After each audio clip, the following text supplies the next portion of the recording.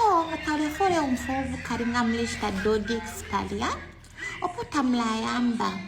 afiro mlumendo akwanga shako kudanix akwanga shako bwino kitu wavo ndana wao bara mu feeling idi ya waipikanya wa mfabu no bwino nombati urefa bwingire not pulukutu na bwingira kale kula mukumfovu kale and then chikankare chintu chimbi chakutufire wapekanya mind yobe waipekanya bwino wabarede bwino mumutwe ngo barede mu mind na kunshuke na kala barede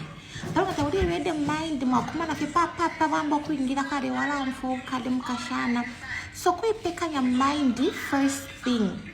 and then nakudanix bakwanga shako ngarefiro kwanga chaneli yako bya bwino dudu yako kwanga shako filia kutwa bomba bwino mukashana wangira bwino wemine kutwa yangasha wasanda fa kumukopera pere wemine fiore chitafeso wabarede ngabwangira mukashana kula mfafye bwino kumfa nenye kuyufa nayo bwino chikankala sana bonsi babiri mulambo kulateyo mupira namuba abapekanishiwa kale kutimwashita enjoy bwino ngefu chabo kutalangira omwawo mekula bati bwaima